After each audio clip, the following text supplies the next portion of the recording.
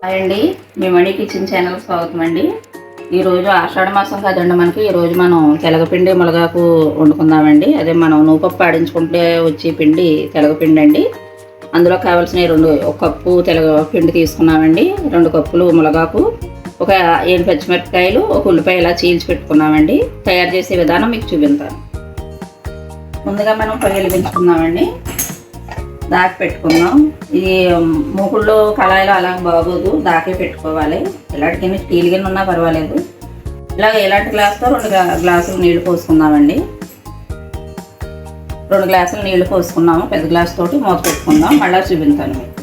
చూద్దామండి. నీళ్ళు ఇలా మరగాలండి, ఇలా పొంగు రావాలి బాగా.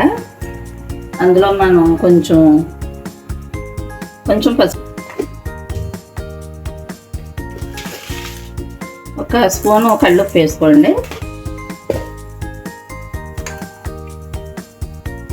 అందులోనే ఉల్లిపాయలు పచ్చిమిరపకాయలు చీల్చి పెట్టుకున్నాం కదండి, వేసేసుకోండి. ఇలాగా ఒకసారి 1 నిమిషం ఇలా ఉడకనిద్దామండి. అవి ఉల్లిపాయలు పచ్చిమిరపకాయలు ఉడకనిచ్చి అప్పుడు మళ్ళీ ములగాకు వేసుకుందాం. మళ్ళీ చూపిస్తాను మీకు. మళ్ళీ మనకు అలా పొంగి వచ్చేటప్పుడు ములగాకు వేసేసుకుందాం. 1 నిమిషం అలా ఉడకనెత్తాయండి. శుభ్రంగా కారం అది బాగా దిగుతుంది పచ్చిమిరపకాయ ఉడికి. ఇప్పుడు ములగాకు వేసేసుకుందాం. చాలా ఈజీగా అయిపోద్దండి, అసలు టైం పట్టదు. ఒకసారి ఇలా కలిపేసుకుని మళ్ళీ మూత పెట్టుకోండి.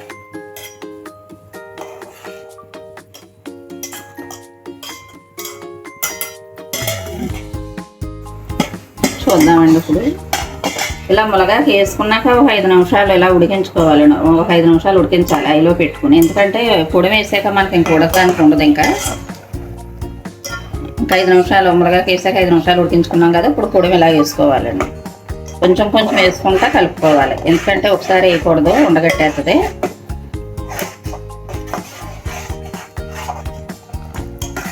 చూడండి, కొంచెం నీళ్ళు ఉంది కదా, కొంచెం ఇలా తిప్పుకుంటూ ఉండాలి, లేకపోతే మాడిపోతుంది, అడుగు పెట్టేస్తుంది. ఇలా తిప్పకుండా ఉండి మొత్తం నీళ్ళన్నీ లాగేయాలండి, పొడి లాడుకోవాలి మొత్తం.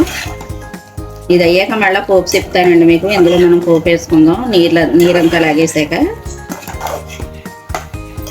చూడండి, ఇందులో కారం గట్ట ఏమి వేయకూడదు, పసుపు పచ్చిమిరపకాయలు అంతే.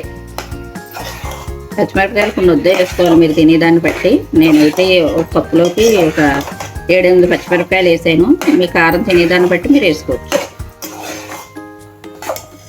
చూడండి, ఇంకా పొడిపొళ్ళాడాలి, ఈ తడ ఉండకూడదు, ఇంకా పొడిపొళ్ళాడాలి.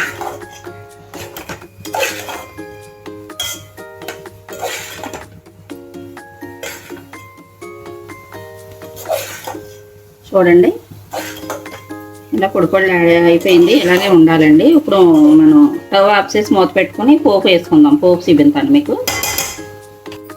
చూడండి, ఒక ఎల్లిపాయ ఇలాగా పెద్దపాయ వేసుకోండి. తెల్లపిండి కూరలోకి ఉండాలి. ఎండుమిరపకాయలు కూడా ఒక 10 కాయల దాకా తీసుకోండి.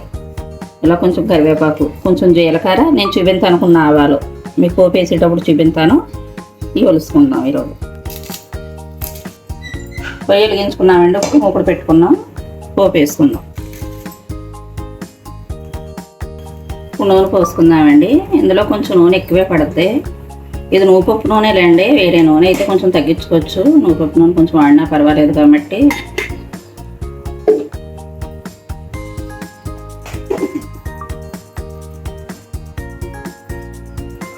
ఉల్లిపాయలు ఇదిగోండి, ఇలా నాట్లు పెట్టుకున్నాను. ప్రతిదీ నాట్లు పెట్టుకోండి.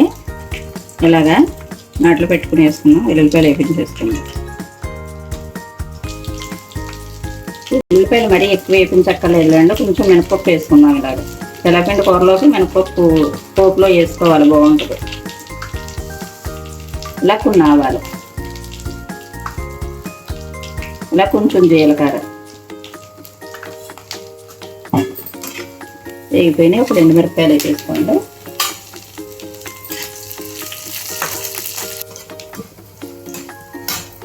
కరివేపాకు వేసేసుకోండి. కరివేపాకు వేసేసి స్టవ్ ఆఫ్ చేయండి. వేసుకుందాం. ఇది తెల్లపిండి ఇందులో వేసేసుకుందాం. అలాగే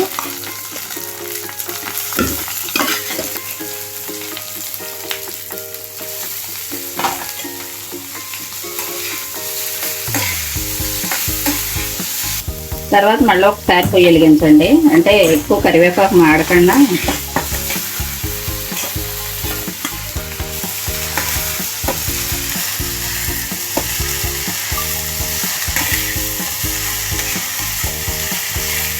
పోపు వేసాక ఒక నిమిషం ఇలాగా మంట మీదే ఇలాగా వేపించండి.